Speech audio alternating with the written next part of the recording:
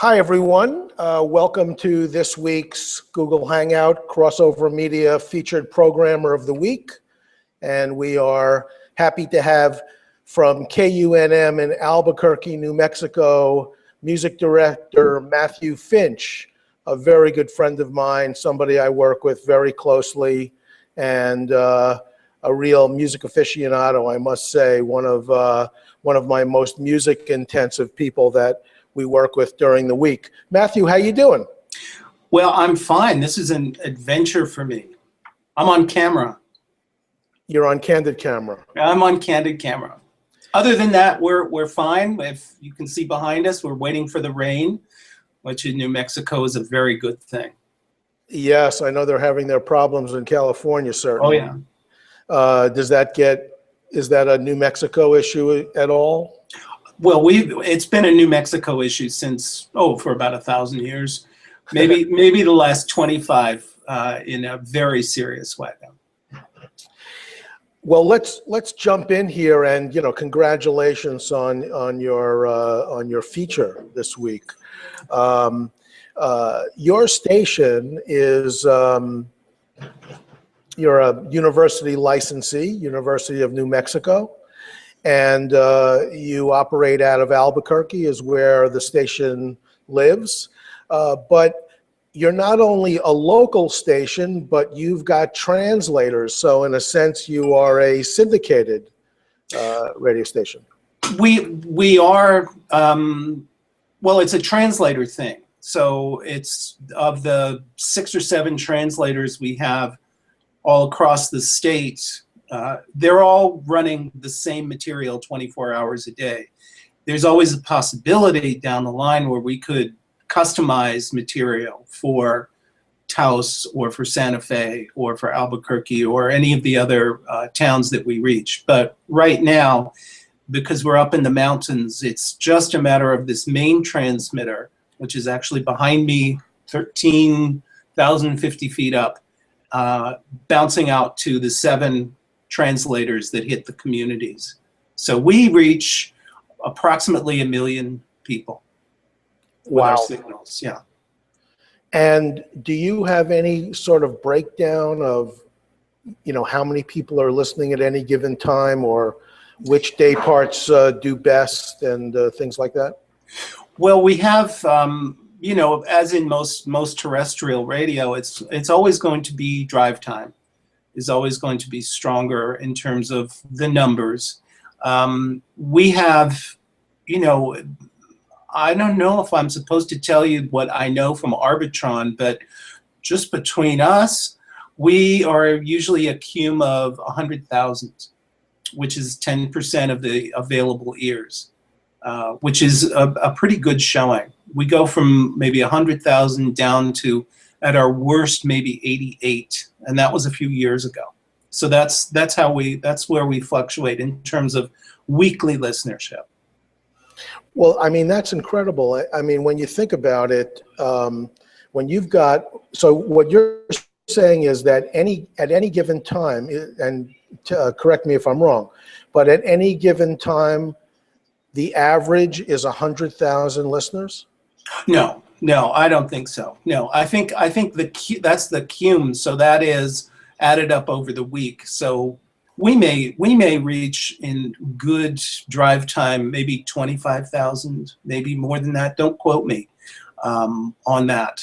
And there are times when it's significantly lower than 25,000, but it's over the course of a week.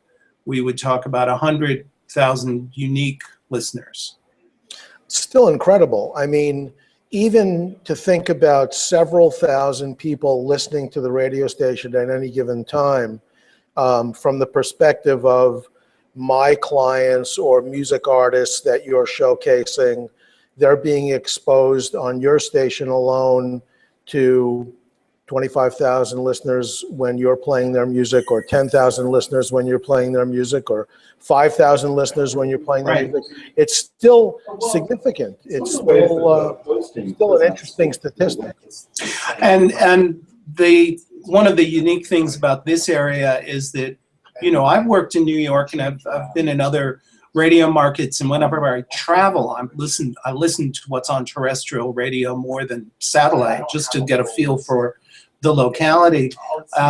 We have really passionate listeners, so they listen very intently. They call you up about what you're playing. This was the first place I'd ever been to where I did a 2.5-hour show. It was, I think, maybe the first show I did when I was here. The very first time I was on the air, I got a call in the last 2 minutes of that show, and someone said, you know, I've been listening since 1:30 in the afternoon. This was kind of good. So the audience is very intent. It's foreground listening. And we like to think of producing what we do so that people are really paying attention. And the audience comes back with that kind of attention. So that puts us in a really nice spot, I think, as far as radio listening goes. Now, one thing I love about your station is the Now, you were talking about foreground listening. I'm getting a lot of background listening. Are there some people talking in the background? Can you get that? Why don't I close that door for a second? Go ahead. Go ahead. Okay.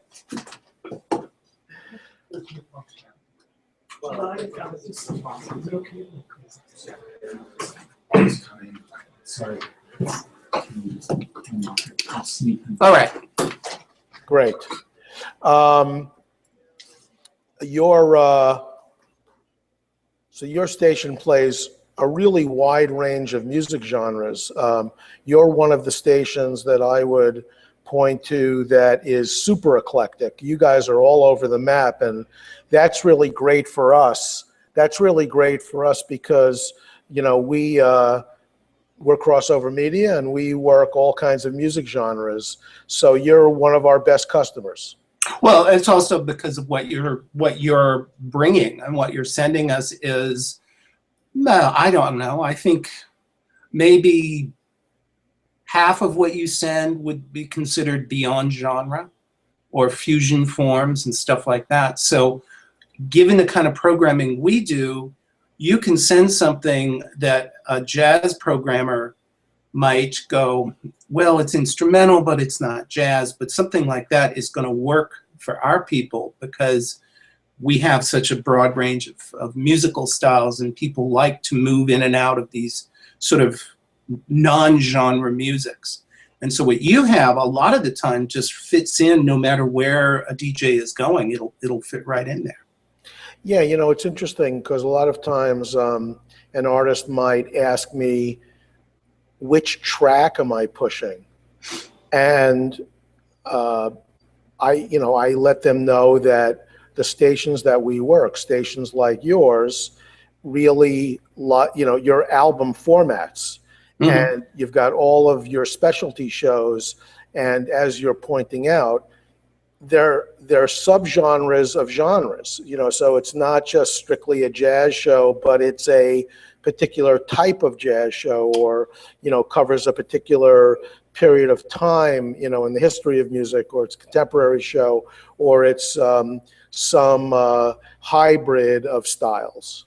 Right. And because our DJs are pretty much independent as far as what they choose to play. I nudge people, I alert people to what's just come in. I usually choose 4 or 5 really interesting cuts on a particular record to bring people's attention to them. But the DJs make their own choices. So even if I get an interesting single, most people will just not pay attention to it because there's not enough there to go through. So that's why I'm a pain in the ass sometimes saying, please, at least an EP or an album especially, because then there's enough breadth there that all these different sensibilities might be able to find stuff. And it's very rare that we'll have a record where one song is sort of standing up and standing out from everything else. Right. So one of your jobs of many tasks that you're performing every week, you get all this music coming in from companies like ours, and you're going through all of it, you're listening to all of it, and then are you flagging the tracks? Like, I'm assuming that you're keeping all of your programmers in mind, that you know all your shows and all of your programmers, and you're flagging tracks that might be applicable to anyone and everyone who's programming on the station. Is that right? Yeah, I will usually, what I'll do is I'll mark the highlight tracks of a record, but then if there is a song that is a topical song or a comical song, I'll mark that. If there is, I mean, in the jazz area, if there's a ballad, I'll mark where the ballads are and where the upbeat music might be. So I try to give people the real challenge for our DJs and for me interfacing with them is that no one has enough time to do what they should do, which is listen to the damn record all the way through. So what I try to do is give them hints as to, you know, where to start with your listening. So I'll often get the most ear-grabbing cuts. They may not be the most interesting, but they're the most ear-grabbing, because if the DJ hears that while they're reviewing, they'll go deeper into that record. And then I also put out like a highlights list of everything that comes in and everything I add in a week. An email goes out to everyone who works here, enumerating all the cuts, all the genres, the artists, and then I take usually 7 or 8 individual cuts from that whole group and put them out into an email so people can sort of sample what's there. So, and that's also just another way to keep up with the way independent DJs are operating now, which is that they're throwing their digital net out really wide, and they can access stuff. And I don't always like what they're accessing, so I have to sort of compete on their ground. Does that make sense? Yeah, and let's talk about the music. You know, how you get music. First of all, roughly how many CDs are you receiving? Physical CDs do you receive a week from promotion companies, labels, and so forth, to get an idea of, you know, the flow of music that's coming in? It can go from at its low, which would be like during the holidays or the summer doldrums, which are usually July. It can be as little as 20 in a week. It can go up to 50 in a week. And then there's all the digital submissions, which are coming from all over. And that's another 50. And that's still a difficult thing to handle, because of the tide of all of that stuff. And because you have to listen to it in real time. A CD, you can read one sheets, you can multitask your way through a CD actually a little more efficiently than through a digital submission. And are you okay with taking digital music? Because I assume, or correct me if I'm wrong, are you airing off of CD players still or hard drive? We're airing off of both at this point. So the trick is, what are people reviewing? A lot of people are coming in and playing off of their own computers or their own devices, but they will have zipped the CD that I've put out there in there. So it's right now, it's just all the balls are moving, and if it was up to me, we'd all be playing CDs. We'd be devoted to the CD form, but that's just not going to happen. So it's multiple media. I mean, we have people who will play 78s on the air on some of our jazz shows.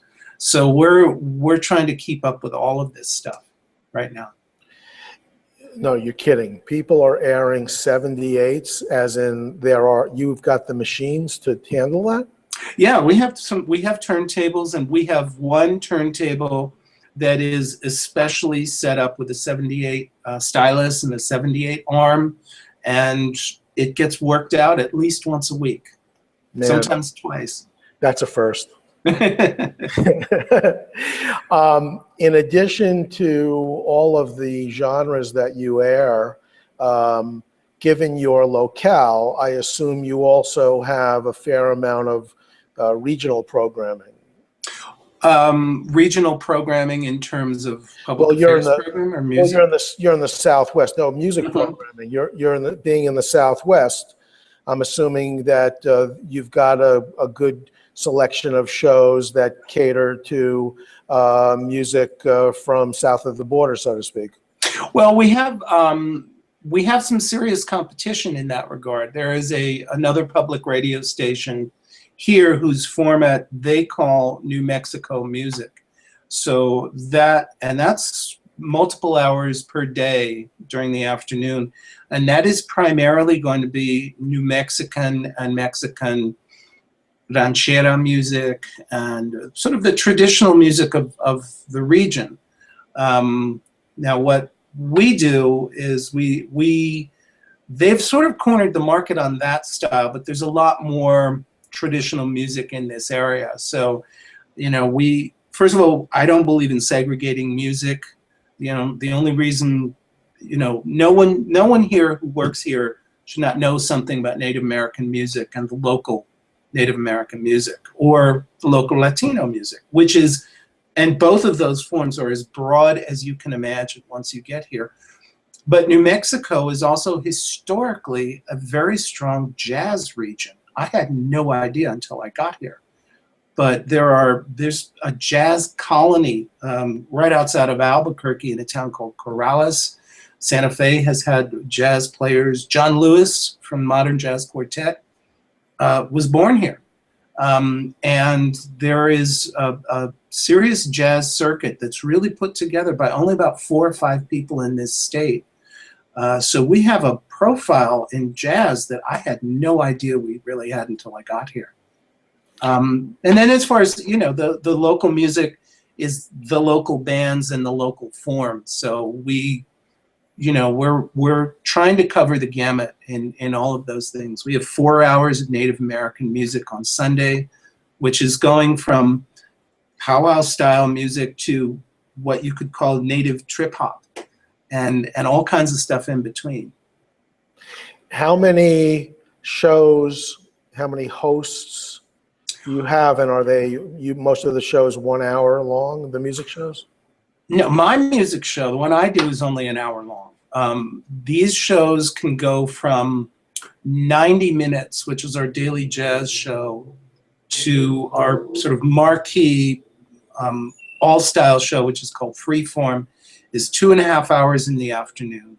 And then in the evening, we move into 3-hour shows, which run from 7 to 10. And those are specialty shows. So there's reggae, there's blues, there's Latin, there's salsa, which is distinct from Latin. And then we get into the overnight, and some of those overnight shows can be 4 hours long. All of it is locally produced. And in addition to music, you've got some talk programming and you've got some public affairs programming.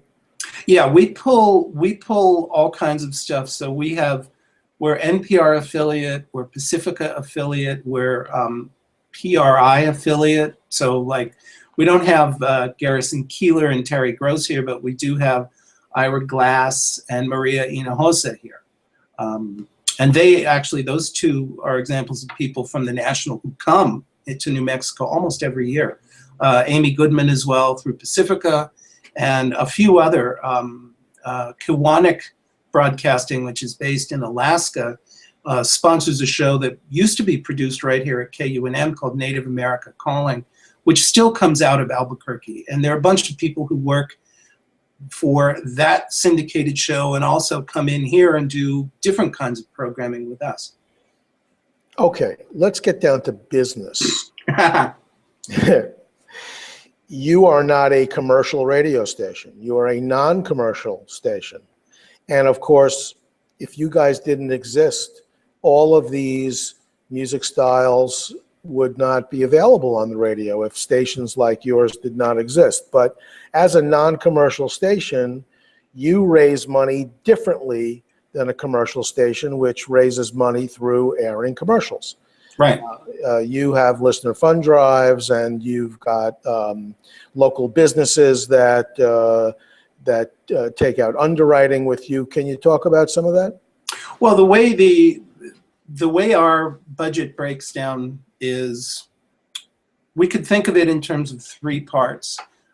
What the university supplies for us is the space we're in right now. So we're able to function without paying rent. We pay our utilities, but we have a floor and a half on a university building. So that takes a lot of financial pressure off of us. And the university supplies a lot of infrastructure and other issues that are not financial. We pay all the utilities, and then we raise about 50% of our operating budget directly from listeners. The other there's maybe 10% that comes through grants. So there's another 40% that is coming from underwriting, which in our case is usually a 30-second spot. And we play maybe 2 or 3 per hour. So, I mean, you think in terms of what commercial radio is like in prime time, is 18 minutes per hour is devoted to raising your commercials. In our case, that's about 1.5 minutes. And then because we also have a public service sector, those spots, and these are not spots for Walmart. These are spots for a local art venue, for an exhibit, for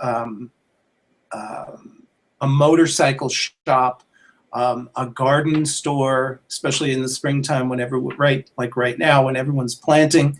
So these are very local businesses. And then in addition, we have the public service announcements, which are primarily from nonprofit organizations. And they are either free or at highly reduced cost. So that's how we can announce a house tour or a Mother's Day event or things like that. So what's good for the listener is that there's no real distinction from the listener's point of view as to what is a community event and what is coming from a local for-profit organization like a car dealership. Fortunately, it's been a long time, certainly in my time here, we've never had to deal with any, mega companies or, the giant car dealers. Our car dealer is the independent vehicle service. So that's how the funds come in. Now, to make those spots work, our development team, they have to compete against the commercial people. So they have to make the same argument to their prospective clients that you and I do to some of the artists that you work with, which is, the numbers may not be as big, but the attention that you get from these listeners is so much more valuable because they actually care. And maybe it's just the people I'm talking to, but everyone that I seem to talk to who's in the know about radio seems to think that non-commercial is on the rise and commercial radio is in decline. When people say radio is dead, I almost feel like they're referring to commercial radio. I hope you're right. Here's my dream. If we can dream a minute. Let's say in 3 years, Clear Channel finally falls apart. It just collapses. And that's been on the way for a few years now. Clear Channel runs probably the largest group of commercial stations. 600, maybe 800 stations. They just go belly up and there's a fire sale. If I had money, I would buy one of those commercial licenses and do a station kind of like this.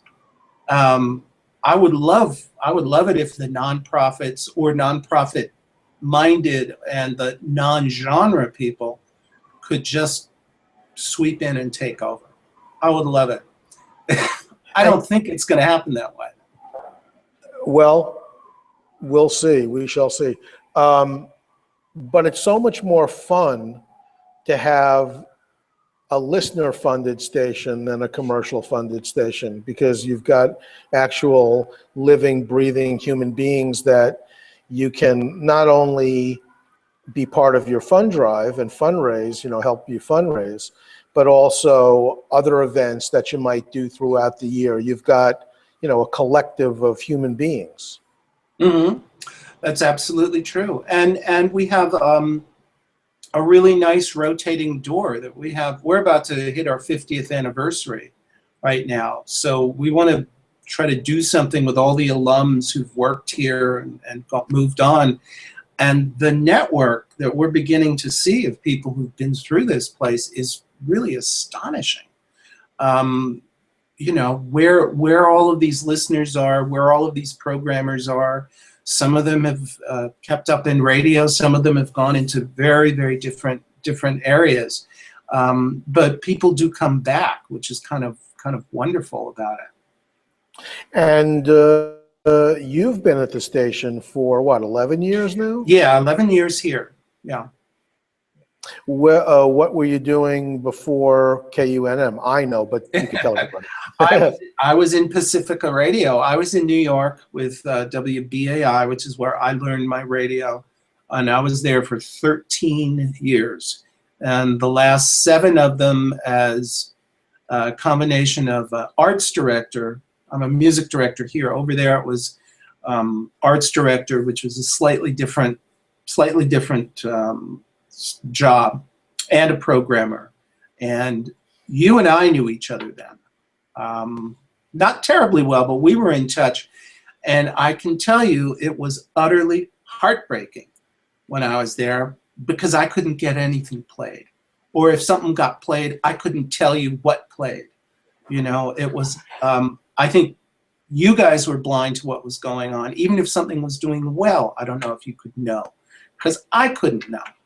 We come here and I can find out what's being played. If you send me an email, say, well, what's happening with 2 cellos? I can let you know within 2 minutes, what's being played, who's playing it. And it's just like, it's such a relief to me to be in an efficiently run organization. And I know that it makes your job easier because you can give those artists some information.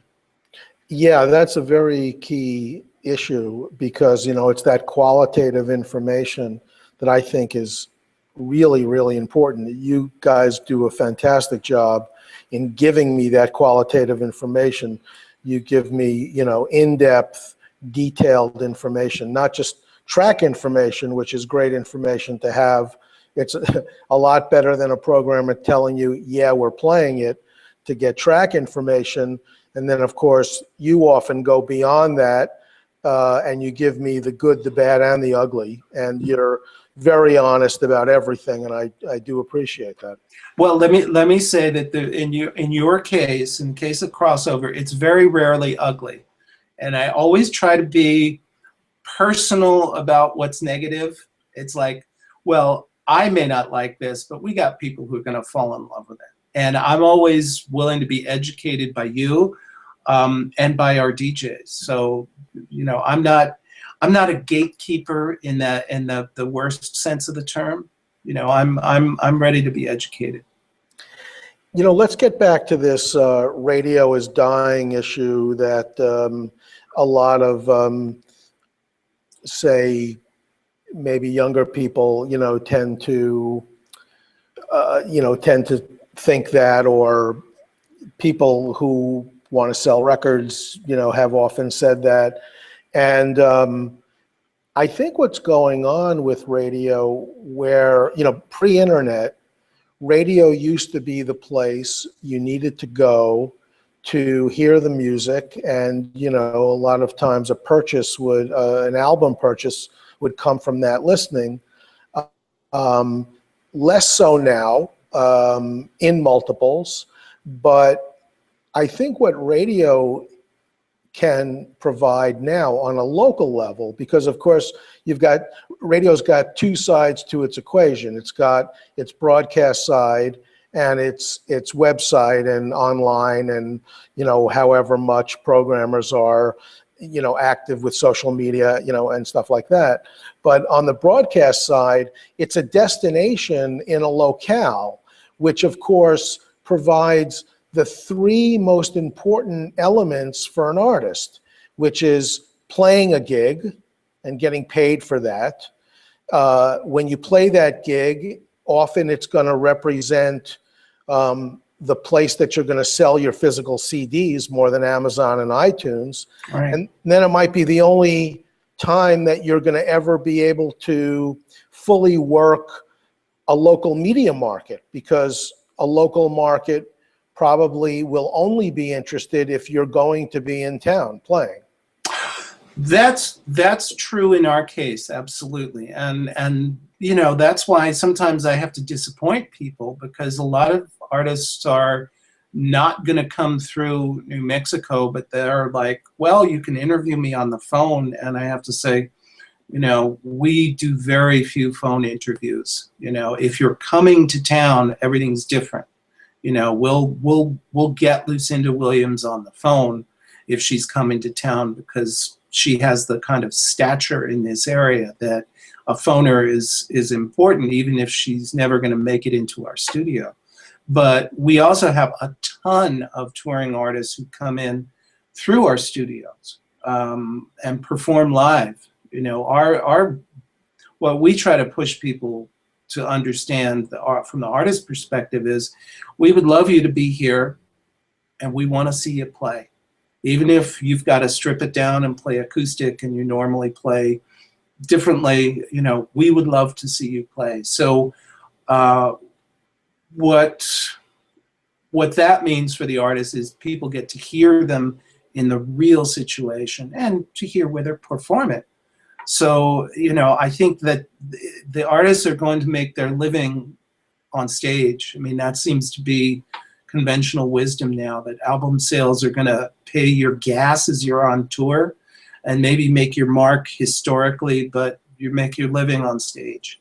Honestly, I wish it wasn't like that. I wish the people I know who've been doing this for 25 years, touring the world, could live a little better than a middle-class life. But you're fortunate to live a middle-class life as a musician in the United States right now.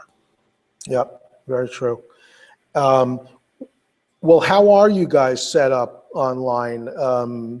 How much of a priority is it for you? Do you see it, you know, how do you see it fitting into the future? You know, how much more important will your online presence be in 10 years than it is today, for instance? I don't think you can underestimate how important it's going to be. It's almost every innovation, every move, every change we make at this point is going to be determined by how it's going to play to the online listener. You know, we are allied to a university, but we don't have a lot of college radio. We have some college students who are on the air. I mean, even right now as I speak. But that generation, people younger than, I would say 35 at this point, terrestrial radio is novelty. It's mystery to them, but their bread and butter listening experience is going to be online. So if we can't reach them there and bring them over and interact with them online, then we will lose them. So the online is very important. There's an organization that launched about 2 years ago called Radio Free America. And we were one of the first stations to sign up with them. They have a number of other stations, I think all in the non-commercial realm. And it's taken some time, but they're trying to set up a situation where the program goes out not only over our stream, but our stream is sort of split. So it's going out over their stream as well. And then as a DJ, you're interacting with listeners, not just in New Mexico, but with online listeners who could be anywhere, who are just joining up with Radio Free America and interacting with you and creating live chats and then post-show chats and stuff like that. Here's the problem. To run the equipment in a sound room and actually run a radio station the way ours is run, you've got to have about 5 screens up at the same time.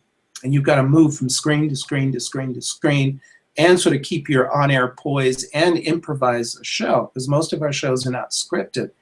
So I'm very concerned with how adaptable our people are to one or two more screens, because that's what the digital technology is telling us. In other words, to make this next leap, you can make it. You need another screen, and you need another screen, and I'm worried that people are going to sort of multitask themselves into a breakdown. I've been talking to my colleagues here about it, and it should be no surprise at all that people who are past 40 have said, I'm just about at the limit of equipment I can juggle, screens I can juggle. I am at my limit. Talk to someone under 40 and they could expand. They can handle more screens than I can, certainly. So I think that's where we're going to be. I mean, the fact that you and I are doing this right now shows that, you know, we know that we have to stay up to speed with all of this stuff. We can't afford to wait, you know, until something changes. Well, I'm very happy that I only have to look at one screen right now. Well, I want to really thank you so much for doing this with us, Matthew. And as my final question, I'd like to ask you a non-radio question, which is, when you're not sitting in that chair, what do you like to do in Albuquerque? What do you do? What do you occupy your time with? Oh, what do I occupy my time with? Well, right now, I'm a gardener. I've become a gardener. I have a 400 square feet of land. So I'm growing vegetables, I'm landscaping. Growing stuff in the desert is a challenge, so I'm doing that. And I'm also an instrument builder. And it's a long story how I came to this, but I build instruments out of gourds, mostly. So, you know, the gourd banjo is one of the earliest American string instruments, came over from Africa. So I build those. And I build other variations on the 4-string gourd instrument. And I play them once in a while, privately. Wow, that's incredible. I don't know that much about gourds. I'm going to ask you a couple of questions that I could be totally off base on. Yes, you can play them as guitar-type instruments. Can you also play them as drum-like instruments? And don't they contain seeds? And can you play them as shakers? No, not the banjos. In order to make the gourd, you have to slice it open, so you lose the seeds. The gourd with seeds is an instrument that goes back in the Southwest, probably 3,000 years. But the gourd drum goes back about that far in Native America. It's really the slave trade that brought string instruments into this region. Or string instruments, actually, that's not correct. String instruments of the banjo variety came here through Africans. So you can, you know, you slice the gourd open so you lose the seeds. At least that's when I slice the gourd open, I lose the seeds. And then you build it almost as you would build a guitar. You could build a 12-string gourd if you wanted to.